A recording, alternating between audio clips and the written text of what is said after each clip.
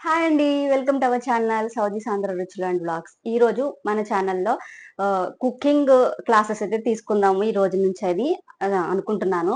ఎవరైనా నా కుకింగ్ వచ్చు, వంట చేయడం వచ్చు అన్న వాళ్ళు ఈ వీడియో స్కిప్ చేసేయండి. ఎందుకంటే ఈ వీడియోలో బేసిక్ వంట చేయడం అన్నది నేర్పిద్దాం అనుకుంటున్నాను. చాలా మందికి రైస్ కుక్కర్‌లో పెట్టడం కూడా రాదనమాట. అంటే కాలేజ్‌కి వెళ్ళి పిల్లలకి, హాస్టల్‌లో ఉన్న వాళ్ళకి అంతవరకు కిచెన్‌లోకే వెళ్ళకుండా మ్యారేజ్ అయిపోయిన అమ్మాయిలకి, అబ్బాయిలకి కూడా ఎక్కడైనా బయట ఉంటూ వంట చేసుకోవాల్సిన వాళ్ళకి సింపుల్ సింపుల్ రెసిపీస్ అనమాట. నేను ఇంత చిన్న పిల్లలు కూడా నేర్చుకోవచ్చు అన్న విధంగా నేను చిన్న చిన్న సింపుల్ సింపుల్ రెసిపీస్‌తో మీకు ఇవి స్టార్ట్ చేస్తాను క్లాస్ 1 ఈరోజు. ఎవరికైనా ఇంట్రెస్ట్ ఉంటే గనక నెక్స్ట్ ఏం రెసిపీస్ కావాలి, సింపుల్‌గా ఎలా చేయాలని మీరు తెలుసుకోవాలనుకుంటే గనక మీరు కామెంట్ చేయండి. అవే రెసిపీస్ నేను చాలా సింపుల్‌గా చేయడానికి మీకు అర్థమయ్యేలా చెప్పడానికి నేను ట్రై చేస్తాను. ఈ రోజైతే ఓన్లీ రైస్ దగ్గర నుంచి స్టార్ట్ చేస్తానండి. మామూలు వైట్ రైస్ ఎలా వండాలి అక్కడి నుంచి. ఇది వంట వచ్చినోళ్ళకి కామెడీగా, ఎటకారంగా అనిపించొచ్చు. గానీ బేసిక్ వంట అసలు కిచెన్‌లోకే వెళ్ళని పిల్లలు ఉంటారు కదా! వాళ్ళకి మాత్రమే ఈ వీడియో. ఎవరు కూడా ఎటకారంగా గానీ ఇలా కామెంట్ చేయొద్దు, నవ్వుకోవద్దు. ఓన్లీ పిల్లల కోసం. ఒక అమ్మ వాళ్ళ పిల్లలకి ఎలా వంట నేర్పిస్తాది దగ్గరుండి. అలాగే నేను కూడా మీకు వంట నేర్పిస్తాను. ఈరోజు క్లాస్ 1 అయితే స్టార్ట్ చేస్తున్నాను. రైస్ కడిగి పెట్టడం దగ్గర నుంచి పప్పు వండడం, చారు ఇంకా రకరకాల రెసిపీస్ సింపుల్‌గా చాలా మీరు చేసుకునేలాగా అర్థమయ్యేలాగా నేను చెప్తాను. మీకేమైనా అర్థం కాకపోతే ఏమైనా డౌట్స్ ఉంటే ఆ చిన్న చిన్న రెసిపీస్‌లో కూడా నాకు కామెంట్ చేయండి. వెంటనే నేను మీకు రిప్లై ఇస్తాను. ఓకేనా? ఇప్పుడైతే రైస్ కడిగి పెట్టడం దగ్గర నుంచి ఈరోజు రైస్ కడిగి పెట్టడం. సింపుల్‌గా దాల్ ఎలా వండుకోవాలి, అలాగే అన్నం ఎలా వండుకోవాలన్నది మీకు ఈరోజు చూపిస్తాను. ఓకేనా? ఇప్పుడైతే వీడియోలోకి వెళ్ళిపోదాం. ఎవ్వరు కూడా స్కిప్ చేయకండి. అన్ని చక్కగా చూడండి.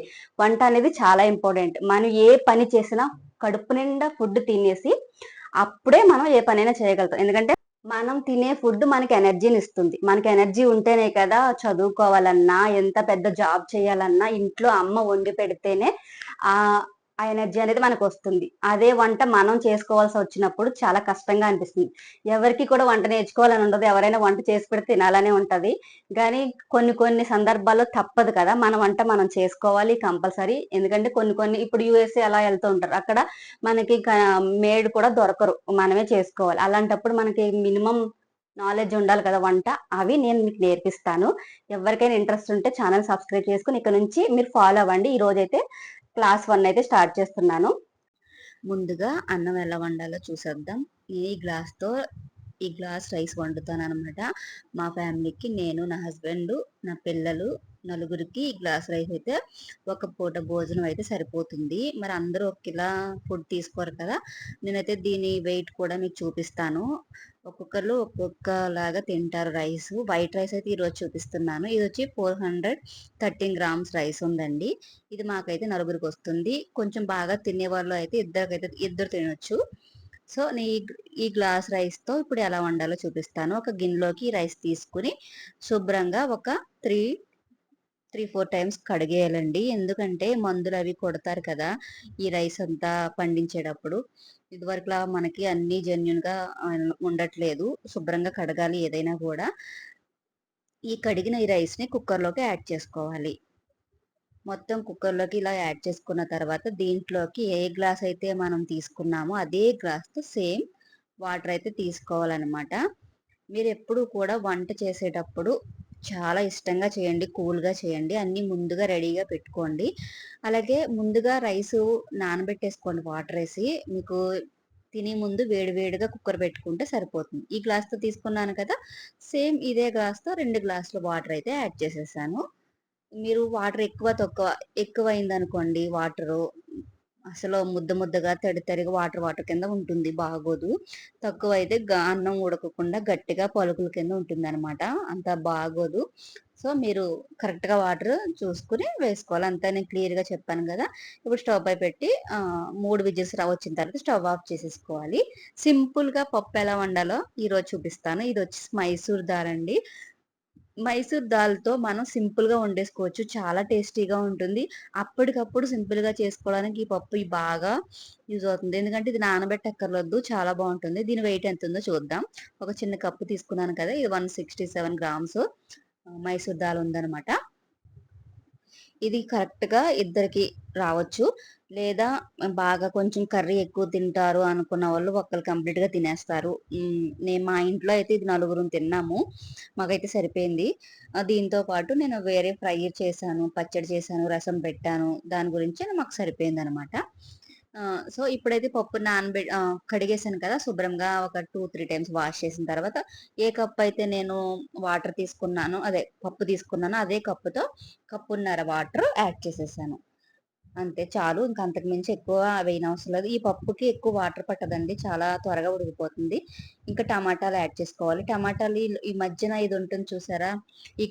ఈ బొడుపులాగా అది తీసేసుకోవాలనమాట స్టార్టింగ్. అది తీసేసుకొని ఇలా 2 ముక్కల కింద కట్ చేసేసుకోవాలి. కట్ చేసుకున్న తర్వాత ఈ ఈ పప్పు పైన ఇలాగా 4 ముక్కల్ని ఇలా పెట్టేసుకొని, అలాగే పొట్టు వెలిసిన వెల్లుల్లి రెమ్మలు ఒక 6, 7 తీసుకోండి. నేను 6 వెల్లుల్లి తీసుకున్నాను. కొంచెం లావుగా ఉన్నాయి కదా ఇవి. ఈ వెల్లుల్లి ఈ పప్పులో యాడ్ చేయడం వల్ల మనకి కుక్కర్‌తో పాటు ఇవి ఉడుకుతాయి కదా! చాలా టేస్టీగా ఉంటుందనమాట. చూసారా 1 టేబుల్ స్పూన్ జీలకర్ర కూడా యాడ్ చేసేసాను. అలాగే అర టేబుల్ స్పూన్ పసుపు, 1 టేబుల్ స్పూన్ కారం. 2 పచ్చిమిరపకాయలు ఇలా మధ్యలో కట్ చేసుకొని, మరీ ఎక్కువ కట్ చేయనవసరం లేదు. మనకు ఉడికిపోతుంది కదా!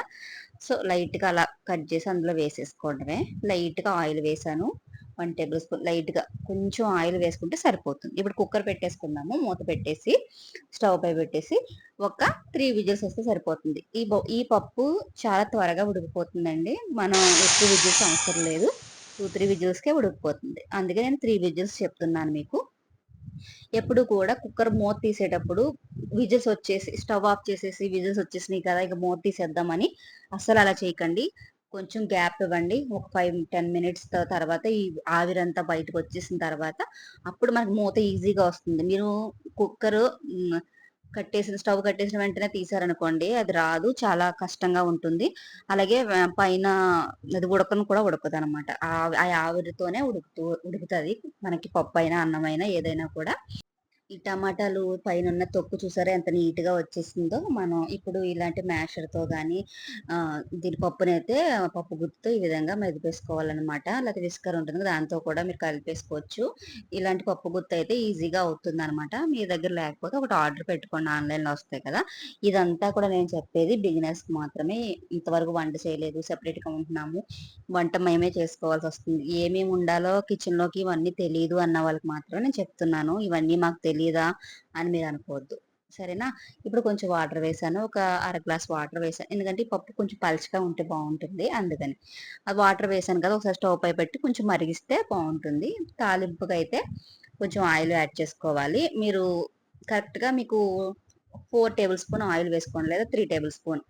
అలాగే కొంచెం వెల్లుల్లి రెమ్మలు చితక్కొట్టి వేసుకోండి. ఒక 4 వెల్లుల్లి, ఇంగువ, కరివేపాకు, పచ్చిమిరపకాయలు, జీలకర్ర, అలాగే ఆవాలు కూడా యాడ్ చేసుకొని ఈ విధంగా బాగా ఫ్రై చేసుకోవాలనమాట. ఇంగువ మీరు పులిహోర ఇలాంటి వాటిల్లోనూ ఇలాంటి ఫ్రై ఐటెమ్‌లో తాలింపు వేసే వాటిలో ఇంగువ ఖచ్చితంగా వేసుకోండి. హెల్త్‌కి మంచిదే ఇంగువ.